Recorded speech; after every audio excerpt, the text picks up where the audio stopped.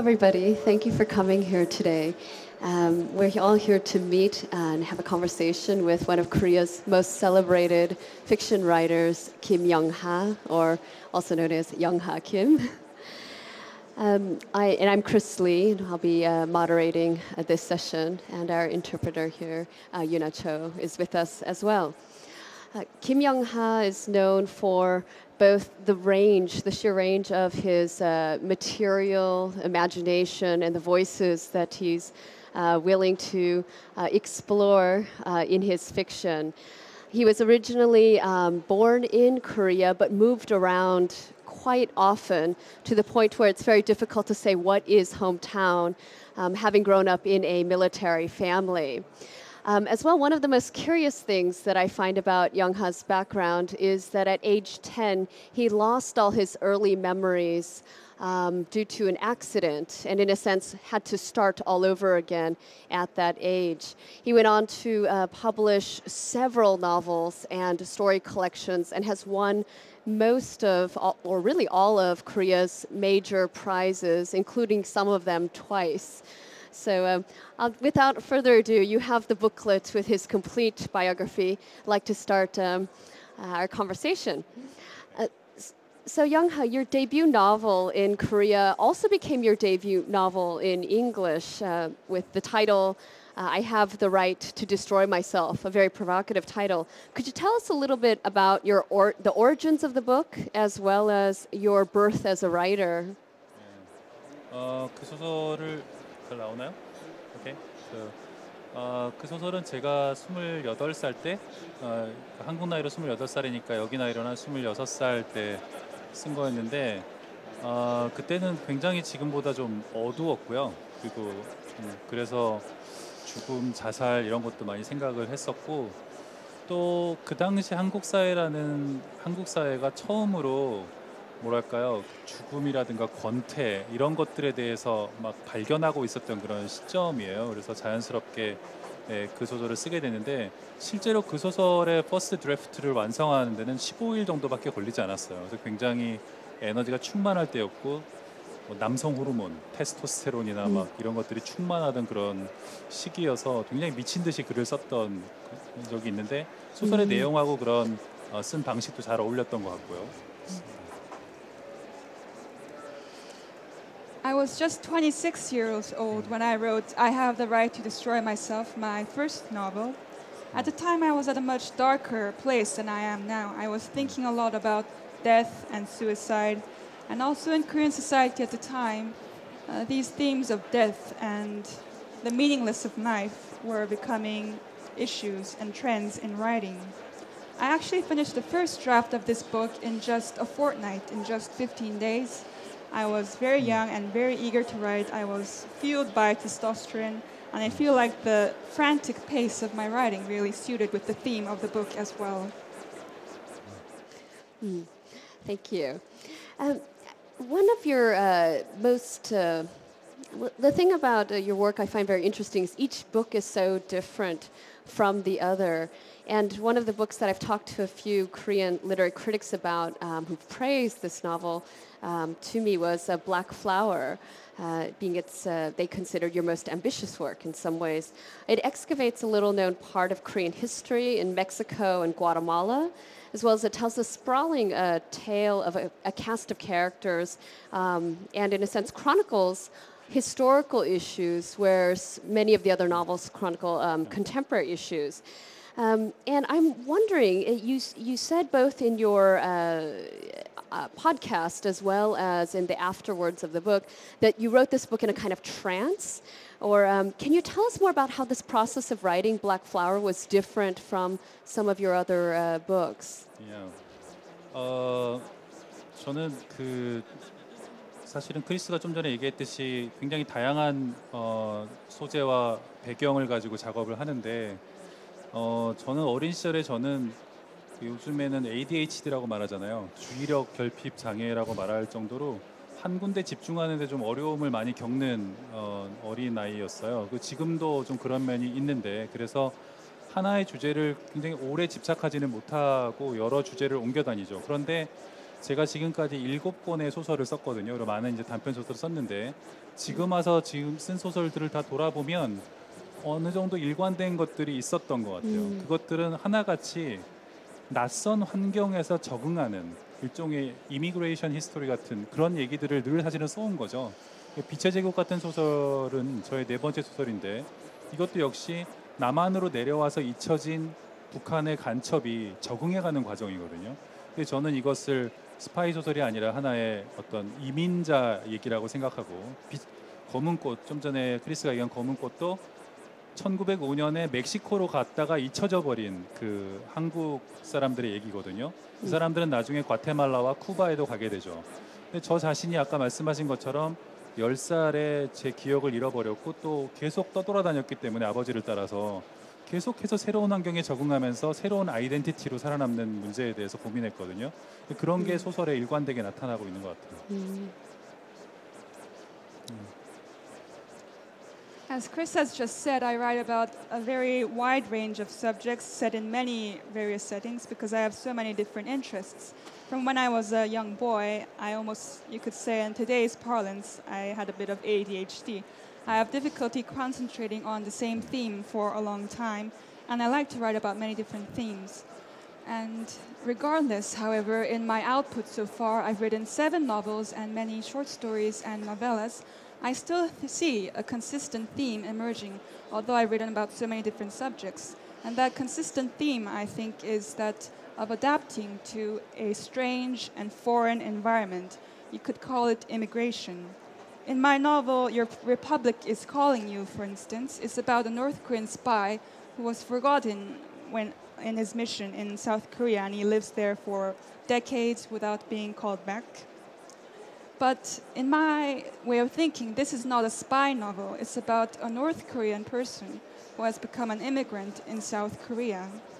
As for Black Flower, the novel Krys just asked me about, it's about this group of Korean people who were sent to Mexico in the early 20th century, and they're forgotten. They were eventually sent to Guatemala and then to Cuba, and they're just forgotten there.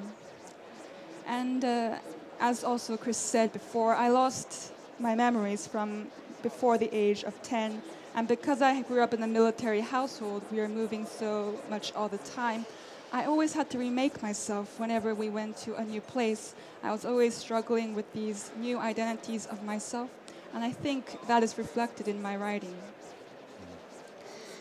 You touched on something that I was hoping to ask you later as well, which was some of those persistent themes and obsessions in your work. In another one, I'm not sure again if I'm reading this correctly, but I also see the kind of this real fascination with the outsider and as well with just solitude. Like there's always a strange loneliness that I think inhabits so many of your characters, both in the stories as well as novels. Is there anything else that you see maybe carrying through much of your work?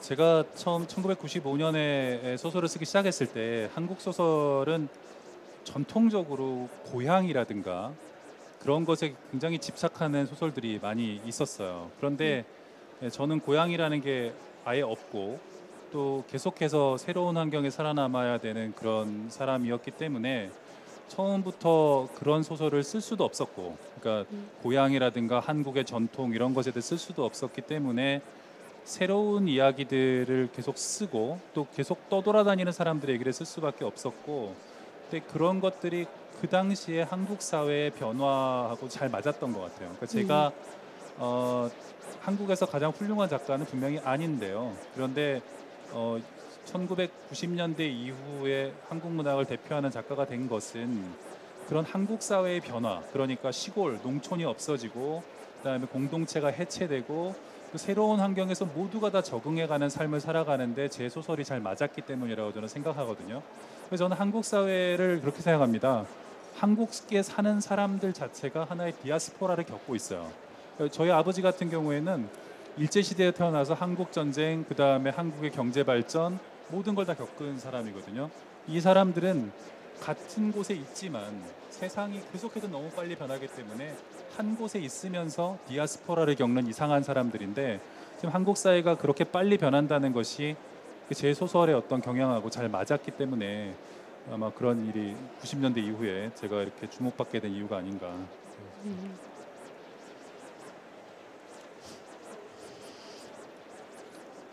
I started writing in 1995. Up to that point, the traditional theme in Korean literature was about the hometown, about where you come from, your origins.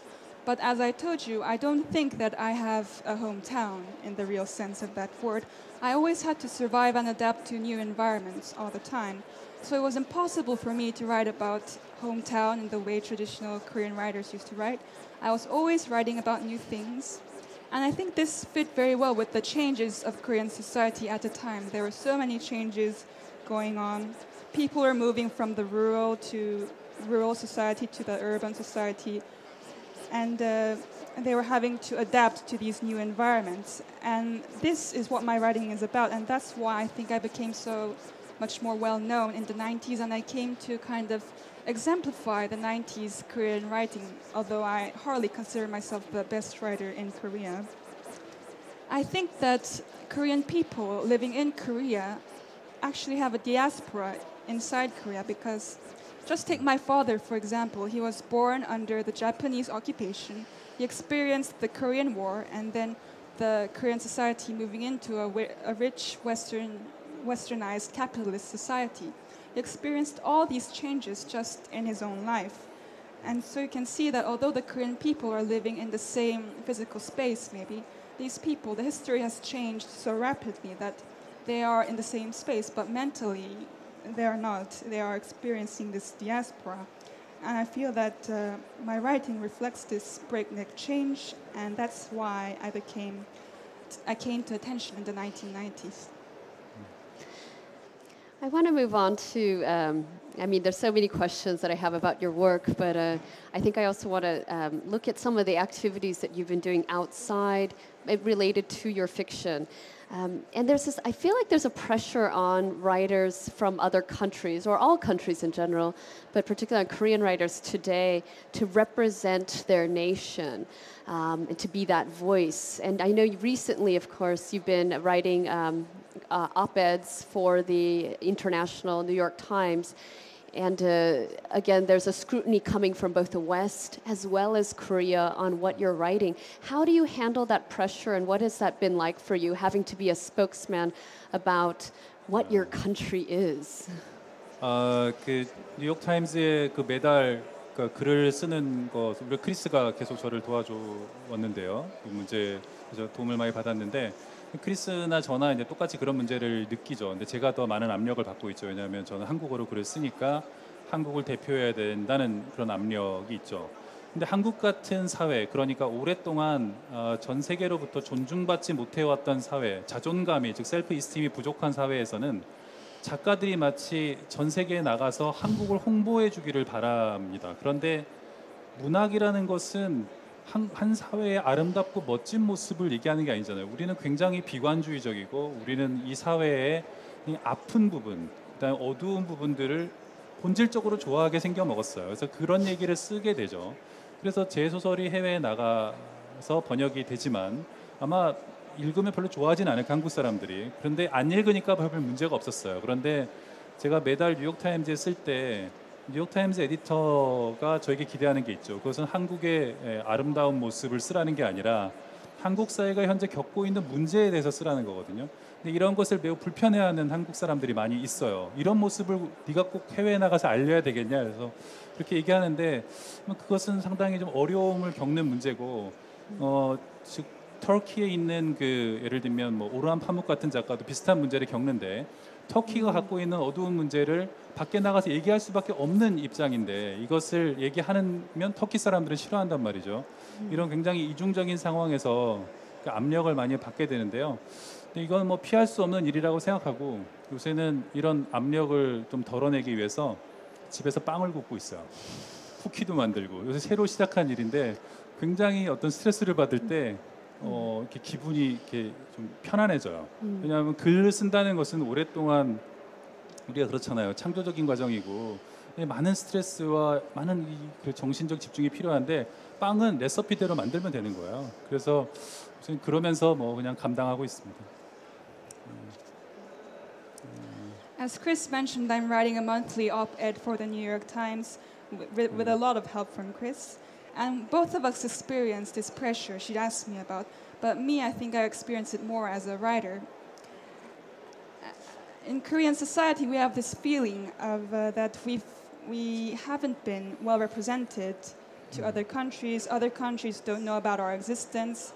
We feel that we have to become more well-known. We feel that we have been ignored and pushed to a side. And so there's this sentiment in Korean society that they would like Korean writers to represent Korea to the world abroad. However, literature is not about reporting what is everything that is so beautiful and so wonderful about Korean society. As artists and writers, we are drawn to the darker side of society, what's going on that is wrong, what is pessimistic, what is painful. And I write about these kind of things. And some of my books have been translated, and I can't say that I've had too many readers. But in Korea, people don't like that I write about this kind of darker side of Korean society. When I'm writing for the New York Times, my editor wants me to write about the problems of Korean society, which is, as I said, what I find interesting.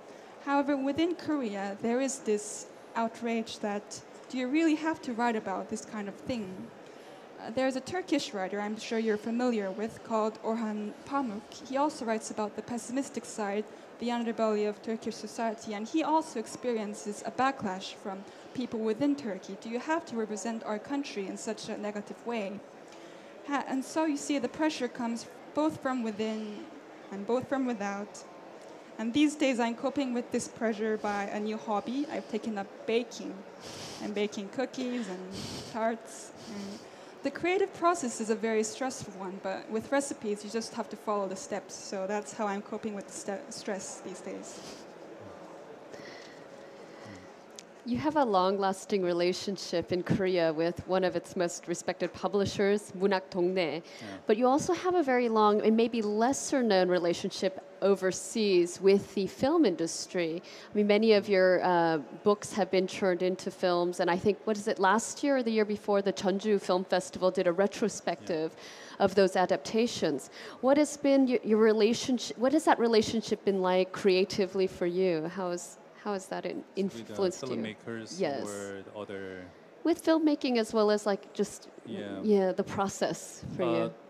제가 한 15년 전에도 그랬고 지금도 그렇고 그렇게 엄청나게 많이 팔리는 베스트셀링 작가가 아니거든요. 그래서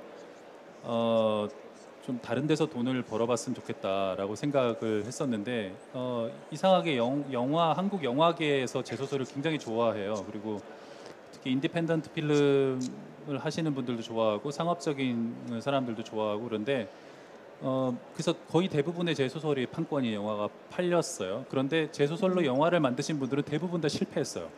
관객도 안 들고 영화도 잘 만들어지지도 않고 그래서 글쎄 뭐 김영하 소설의 저주인지는 모르겠는데 어쨌든 제 소설을 사갖고 와 성공한 사람이 없어요. 그럼에도 불구하고 영화계 사람들은 여전히 뭐 저랑 이렇게 얘기하고 이러는 걸 좋아해요. 저도 좋아하고 그들은 일종의 인더스트리에 있잖아요. 산업에 있고 저는 일종의 수공업자잖아요. 집에서 혼자 일을 하고 굉장히 고독하게 일을 한단 말이죠. 그래서 저는 팀으로 일하는 영화계 사람들 만나고 그러면 또 새로운 어떤 뭐 인사이트 같은 거 얻을 때가 있고 그 사람들은 역시 또 저를 볼 때 그렇죠. 그런데 영화를 만들어서 성공을 못했기 때문에 늘 어떤 죄책감은 있는데 뭐 그 제 책임은 아니니까요. 근데 과연 내 소설의 어떤 요소가 이렇게 영화를 만드는 사람들을 이렇게 끌어당기는지 글쎄요. 뭐 죽음, 뭐 살인, 그 다음에 뭐 섹스 이런 게 많이 나와서 그런가 많이 사가는데 잘 안 되고 있어요. 그건 좀 미안하게 생각합니다.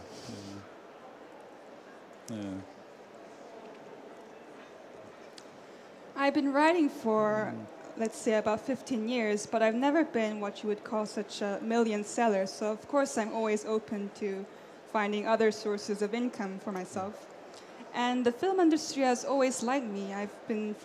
They've always expressed a great interest in my work. And in fact, most of my books have been sold. The rights have been sold. And many of them have been made into films, but the reality is they all flopped. Some call it the curse of Kim Young-han. But still, I'm on good terms with the members of the film industry. And the point is, what I get from this relationship is they are an industry, but they work together. And I'm a craftsman. I'm working at home by myself. It's sometimes a very lonely and solitary process. So when I meet with these teams from the film industry, I can get some energy from them, and they can also learn something from my creative process as well. I do feel some guilt that the people who made films out of my books have not been able to succeed, but there's really not much I can do about that. As for why the film industry has been so interested in my work, maybe it's because I write about things like death and murder and sex, which are all very juicy themes. I do wish that the films I make in the future will do better. 네, 근데 뭐 하나만 더 덧붙이자면 현재 한국의 영화 산업계에는 굉장히 유능한 사람들이 많이 있고요. 그리고 돈도 많이 벌기 때문에 대단히 열정적이에요. 사람들이 열정적이고 열심히 일하고 막 그렇죠. 그리고 그 분위기가 완전히 달라요.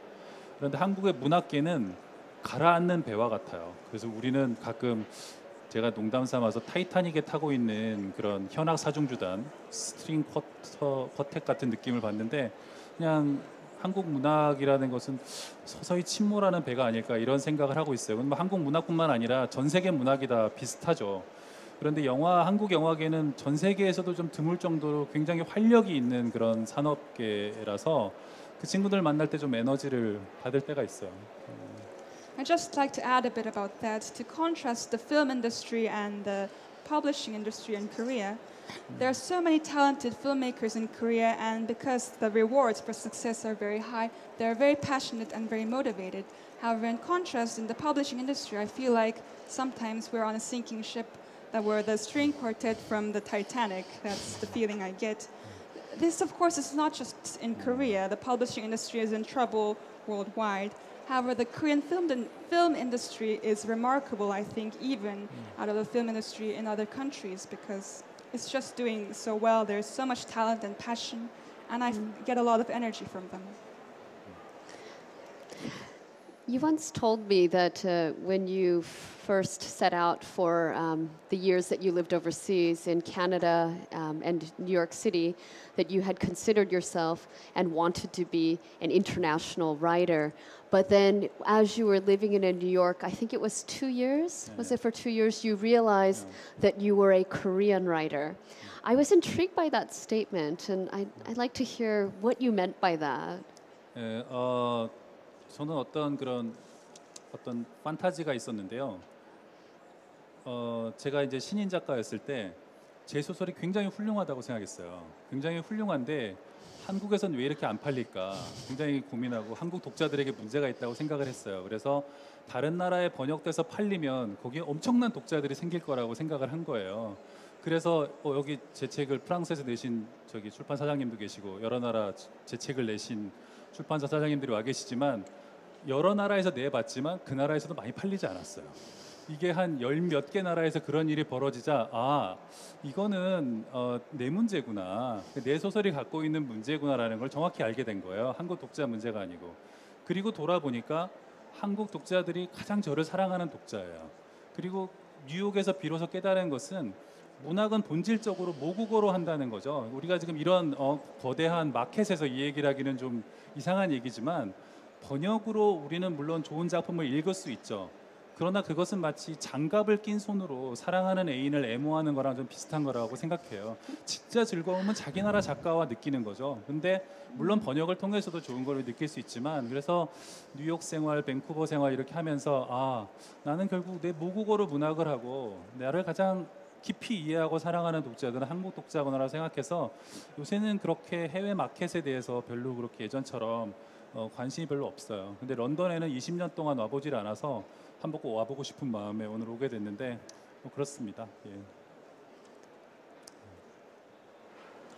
When I was younger, when I first started writing, you could say I was a bit deluded.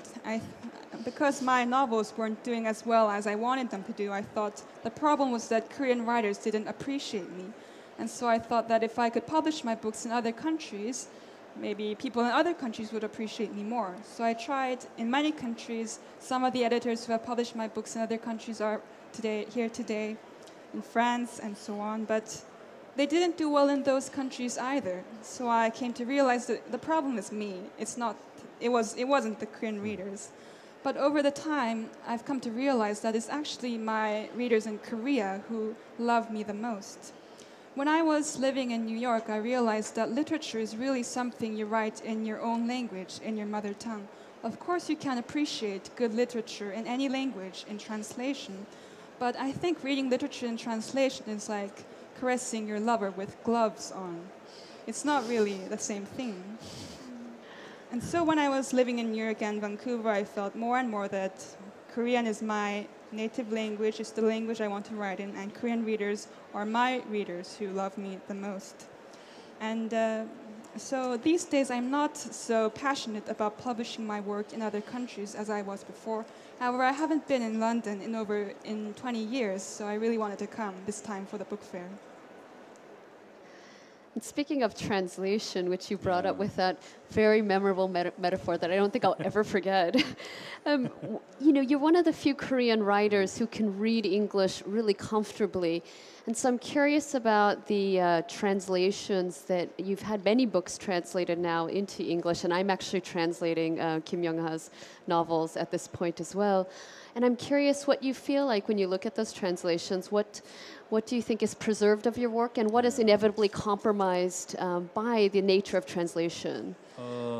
영어로 번역된 거 같은 경우는 제가 영어를 읽을 수 있기 때문에 이건 내 책이다라고 확신할 수 있죠. 그러나 불어라든가 폴란드어, 터키어 이런 말로 제 소설이 번역되고 제가 그런 현장에 갈 때도 있어요. 그럴 때 저는 어떻게 느끼냐면 오래전에 헤어진 옛날 여자친구가 어떤 아이를 데리고 와서 이 아이가 네 아이다라고 말하는 그런 거라고 생각하거든요. 그래서 반가운데 확실치가 않아요.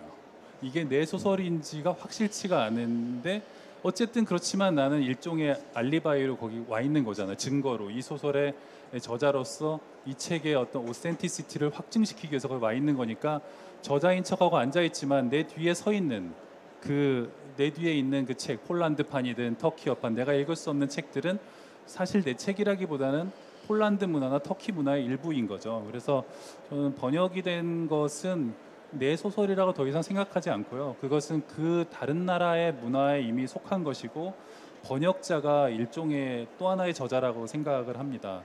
제가 최근에 읽은 가장 번역에 대한 가장 흥미로운 메타포는 이거예요.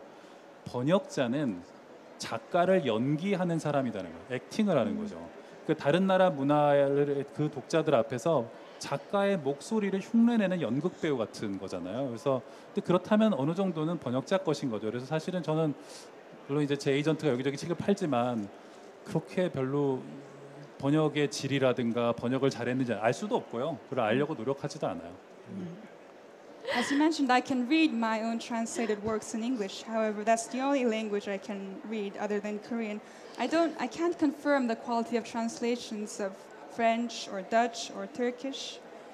And when I see one of these books translated in a language that I cannot read, the feeling I get is sort of an old ex-girlfriend coming with a baby and telling you, this is your child. So I feel quite happy to see them, but I'm not quite sure, is that really my child or not? And so if I attend these events overseas to celebrate the publication of my book in a different language, I'm there to confirm the authenticity of the translation, to say this really belongs to me, I am the author of this work. But what I truly think is that once the work has been translated, it enters into the culture of the language it's been translated into. So if it's been translated to Dutch, it enters the Dutch literature. It no longer belongs only to me. And in a way, the translator has become part of that work. The translator has gained authorship. Recently, I heard a memorable quote about translators. It's that translators are people who act writers. They are acting the role of the writer. And so, in that sense, they are a part of the work. They have part of authorship. You've moved or at least in the last 2 years, to Busan, and you once said in jest to me that you wanted to be where you knew nobody, so you had gone to Busan. But I also suspect it's because you're interested in writing the voices and the stories of those outside of Seoul, where so much of contemporary Korean literature is located in some ways. The focus and the subject tends to be Seoul over and over again. And how has that move to Busan influenced your work and your life? 아마 여기 계신 분들 중에 이제 영국 분들은 부산에 대해 잘 모르실 수도 있는데요. 부산은 이제 한국에서 두 번째로 큰 도시고 항구 도시죠. 그런 도시인데 서울도 그렇고 뉴욕이든 베를린이든 런던이든 파리든 이런 도시들은 요즘 굉장히 비슷해져 가고 있어요. 도시 계획도 비슷해져 가고 있고 그 도시의 어떤 그 부분들도 비슷해져 갑니다. 힙스터들이 모이는 데가 있는가 하면 히스토릭하게 보존하는 곳이 있고요. 여러 가지로 그런 역할들을 하죠. 서울도 마찬가지로 옛날에는 좀 흥미로운 부분이 있었는데 요즘에 서울은 그렇게 저는 서울에서 오래 살아왔지만 별로 흥미를 잃게 됐어요. 그런데 반면 서울 바깥의 한국의 다른 도시들은 굉장히 흥미로운 것들을 아직 가지고 있어요. 근데 저는 이것이 낡고 오래된 것이라고 생각하지 않고 굉장히 신선하고 새로운 것들을 보존하고 있는 거라고 생각해요. 그래서 유럽의 역사를 얘기할 때 르네상스를 가능하게 한 것은 수도원들이잖아요. 수도원들이 그 옛날에 예를 들면 아리스토텔레스라든가 이런 사람들의 저작을 오래되고 낡은 것들을 보존하고 있었기 때문에 말하자면 르네상스가 가능한 거잖아요. 그래서 저는 한국의 새로운 어떤 가능성들이 부산이라든가 전주, 목포 이런 지방 도시들에 있다고 생각해요. 그래서 요새 부산에 살면 일단 아는 사람이 거의 없고 만나는 사람도 별로 없어서 일단은 작품에 집중하기는 굉장히 좋고요. 또 제가 좋아하는 해산물을 아주 많이 먹을 수 있다는 점 이게 아주 중요합니다. For those of you who don't know Busan, Busan is the second largest city in Korea. It's a port city. I feel like these days the big cities in every country have become more and more alike. Seoul, New York, Berlin, London, Paris. You go there and you have the hipster neighborhood, you have the historical district. It feels like it's the same thing over and over again if you go to a big city. And I feel the same way about Seoul. It used to be so interesting, but these days I feel like it has become so much more homogenized than it used to be. However, outside of Seoul, there are still so many interesting cities in Korea.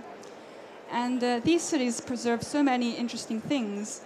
You can think that they are old things, they are old-fashioned, but I don't think that way. I think that what is old-fashioned is actually the possibility for new potential.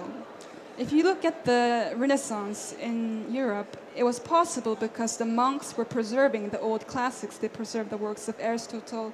And the Renaissance, the rebirth came from these old works.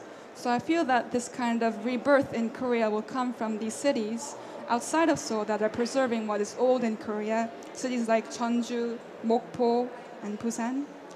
As for living in Busan, the other thing I like about it is that I don't know so many people there, so I can concentrate on my work, and also because of the delicious seafood.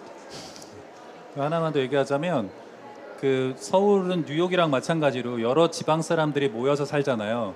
다양한 사투리를 쓰던 사람들이 모여서 살기 때문에 언어가 굉장히 경제적이 됐어요. 교환이 가능한 그런 언어라는 거는 재미가 없는 언어거든요. 근데 지방에 내려가 보면 서울에 그 지방의 언어들은 메타포의 보고예요. 굉장히 많은 비유들이 그대로 살아 있고요. 시적이에요. 그래서 특히 부산 사람들 말이 그냥 짧고 시적인데 그런 게 아마 최근에 쓴 살인자의 기억법 같은 것에도 영향을 미쳤으리라고 생각합니다.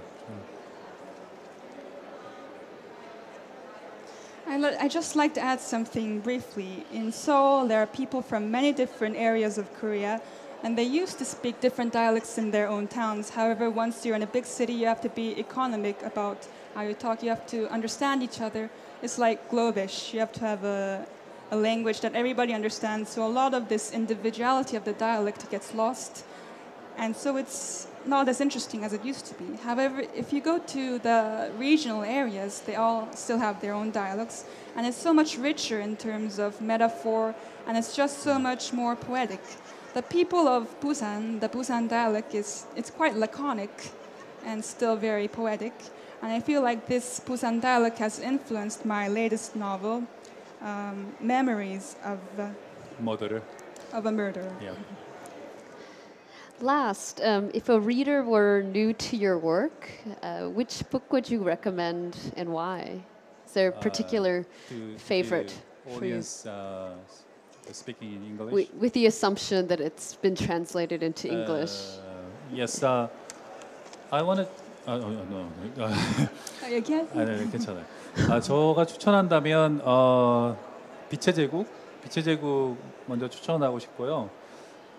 이 소설은 아까 좀 전에 질문을 받았는데 존 르카레의 소설을 연상시킨다고 했는데 저는 존 르카레보다는 그 소설은 율리시즈나 제임스 조이스의 율리시즈나 카프카에게 더 말하자면 영향을 받은 소설입니다. 그래서 이 잊혀진 간첩이 하루 동안 서울을 돌아다니면서 겪는 일이거든요. 레오폴드 블룸처럼 계속 서울 시내를 돌아다니면서 자기의 과거에 대해서 생각을 하면서 동시에 어디로부터 이 명령이 왔고 자기가 어디로 가야 하는가를 생각한다는 점에서 카프카적인 소설인데요.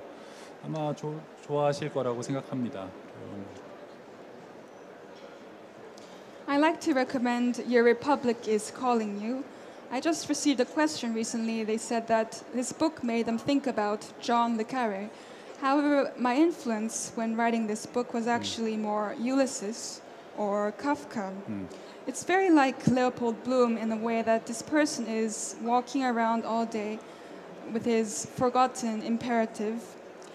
And so it's very Kafkaesque in that way. And I feel like you will enjoy it. Okay.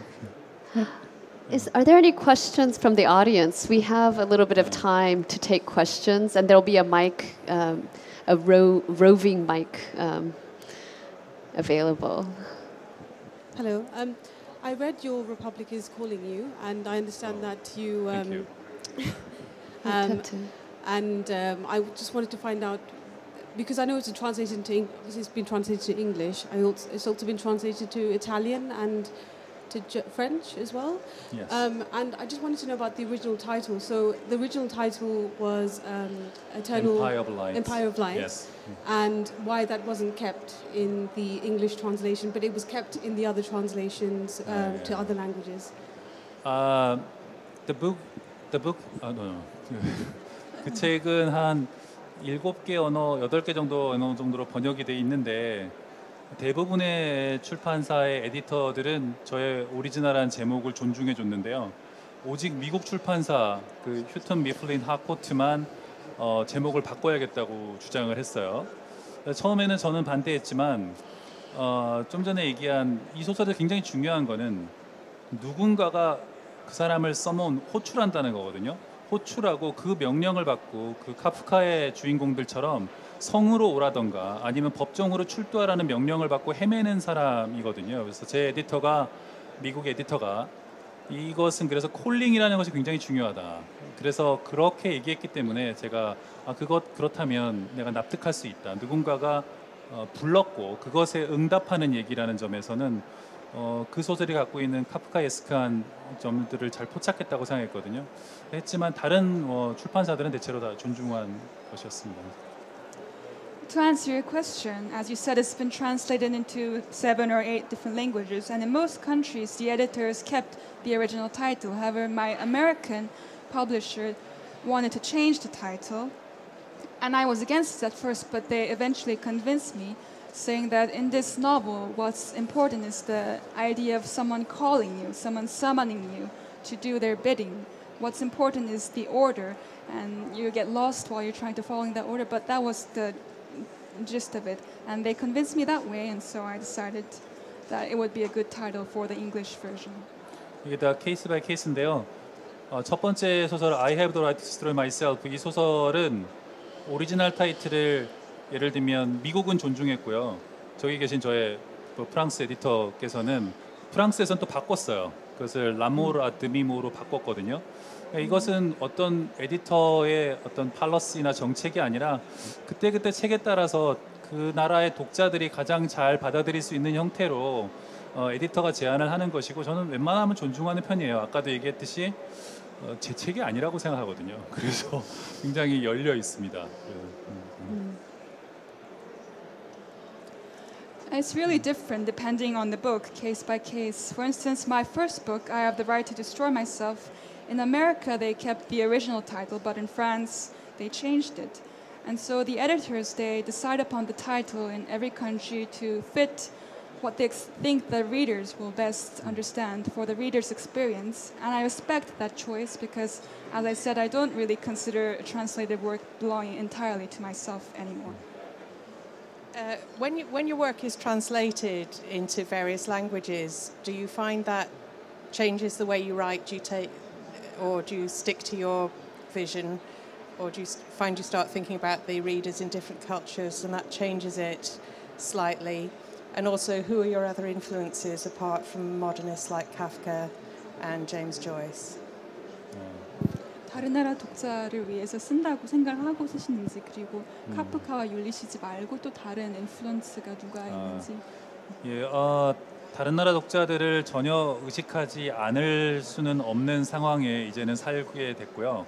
물론 첫 번째 소설을 쓸 때는 그런 생각을 전혀 하지 않았죠. 근데 지금은 이제 제 소설이 여러 나라에 많이 번역이 되고 있으니까 어떻게 받아들일까에 대해서 생각은 하지만 그러나 그러지 않으려고 굉장히 노력을 합니다. 아까 말씀드렸듯이 제 소설의 진짜 독자는 한국어를 읽을 수 있는 독자라고 생각해요. 그래서 그 사람들을 가장 염두에 두고 쓰는데 사실은 정말 솔직히 말씀드리면 소설을 쓰는 과정에서 독자 자체를 거의 의식하지 않게 됩니다. 왜냐하면 소설은 그러기에는 너무나 복잡한 것이어서요. 독자까지 생각하면서 그 미적인 완성도를 가져가기가 굉장히 어려워요. 사실은 소설을 쓰다 보면 작가 개인과 작가와 작가 내면에 있는 것과의 싸움이 되는 것이죠. 그다음에 인플루언스에서 또 하나 말씀드리자면 저는 작가가 될 무렵에 밀란 쿤데라를 굉장히 좋아했어요. 그래서 밀란 쿤데라가 소설에 갖고 있는 태도 같은 것도 좋아했고요. 특히 참을 수 없는 존재의 가벼움이라든가 이런 소설들에 굉장히 좋아했던 적이 있습니다. Of course, we live in a world where it's impossible not to consider readers in other countries anymore. When I was writing my first book, this was not in my mind at all, but these days I do think about how the book will be received in different countries. However, you try not to think too much how readers will think about your book. And as I said before, I consider Korean readers to be my primary readers, and they are the readers I have in mind if I do when I am writing. But when you're writing, it's not really about the reader when you're writing. Because writing is such a complex process, you can't really control all the elements that are going on and also achieve the aesthetic level that you are wanting to achieve. And it's really a battle within yourself. So I'm not constantly thinking about the reader when I write. As for my other influences, I really like Milan Kundera, his unbearable lightness of being, and I like his way of writing and his attitude toward literature. I enjoyed reading the book, and I have a question which is perhaps more related to your portraiture of Seoul, the city. There's a hint of dystopia in the way you have depicted the capital city, and also it paints the North Korean infiltration, if you like, of the South Korean society in a very thorough and very efficient manner, which Western media doesn't give North Korea credit for. And I'm wondering if this feeds into a kind of perpetual fear of North Korea in the South, and whether you feel that your book refers to that as well. 저도 질문 내용을 잘 못 알아듣겠는데. 크리스 두 번째 부분은 네. 좀 저도 띄엄띄엄 듣긴 한번 다시 했지만 물어봐 주시겠어요? 네, 근데 좀 So we just want to make sure that I understood this correctly because we're having a little bit of trouble hearing this. But the second part of your question had to do with whether the Young-ha's novel has kind of incidentally also fed into this kind of fear, the perpetuation of the fear of the North, in a sense. And the first part was about Seoul, but I didn't hear that part, and none of us caught that. I'm sorry. Well, the first part refers to what I thought was an excellent portrayal of Seoul of the period. Yeah. And considering that you must have been very young at that time, so I can only ascribe that to very thorough research of the period when you are talking about the capital city of that period, where you have given quite a lot of cultural references, which I suppose. 리서치에 대해서 물어보시는 거예요? 아니요. 첫 번째 부분은 질문보다는 오케이. 칭찬이었어요. 그냥 그거 굉장히 잘 묘사했다고. 오케이, 땡큐. 그 두 번째 부분 리서치에 관한 거죠? 두 번째 질문은 사실 북한에 가는 것은 금지되어 있습니다. 한국에서는 허가를 받지 않고 북한에 가거나 북한 사람을 접촉하는 것만으로도 감옥에 갈 수 있으니까 리서치가 쉽진 않은데. 리서치에 대한 건 아니었고요. 예. 그거는 북한에 대한 두려움이 늘 한국 사회에서 존재를 하지만 이 책도 우연히 그거를 더 확장시키지 않았나. 그거 피딩하지 않았나. 그거 물어보는 거예요. 아닙니다. 제 소설을 아마 읽으셨다면 이 소설이 북한에 관한 얘기가 결코 아니거든요. 북한에 관한 얘기가 아니고 북한에 관해서는 굉장히 끔찍한 이야기들이 다른 형태의 책으로 한국에 많이 존재하고 있습니다. 그래서 제 소설은 읽은 사람들은 북한에 관한 얘기라고 생각하지 않고요. 아까 얘기한 것처럼 어떤 이민자의 이야기라고 오히려 받아들이거나 또는 이해받지 못한 채로 혼자 소외돼서 살아가는 사람의 이야기로 받아들일 수밖에 없죠. 그러니까 제가 처음 했었던 나는 나를 파괴할 권리가 있다 같은 경우도 자살에 관한 이야기지만 그 소설이 발표된 이후에 자살이 늘어나거나 그런 것은 아니고요. 이 소설도 마찬가지로 북한에 대한 두려움은 제가 쓰지 않아도 텔레비전 뉴스에 맨날 나와요. 그렇지만 한국 사회에서는 북한과 굉장히 여러분들은 이해하기 어려운 아주 복잡한 정신적인 그 관계를 맺고 있거든요. 그래서 그런 것은 제 소설과는 크게 관계가 없습니다. My book wasn't really about North Korea. There are already many books written about the atrocities going on in North Korea. But my book, as I said before, I consider it more as an immigrant story. Or, if you like, it's a story about someone who is very misunderstood and lives a life of complete isolation. And for instance, my other book, I Have the Right to Destroy Myself, it's about suicide. But it's not that because I wrote a book about suicide that it contributes to more suicides in Korean society. That's not like that. And neither does Your Public is Calling You contribute to more fear of North Korea in South Korean society. There are already so many things in the news you can see every day without me having to write a really fear-mongering novel about it. The North Korean-South Korean relationship is very complex. We have a very complex relationship that would be too long to touch upon right now. Thank you very much. We don't have any more time for questions, but thank you all for coming. Thank you.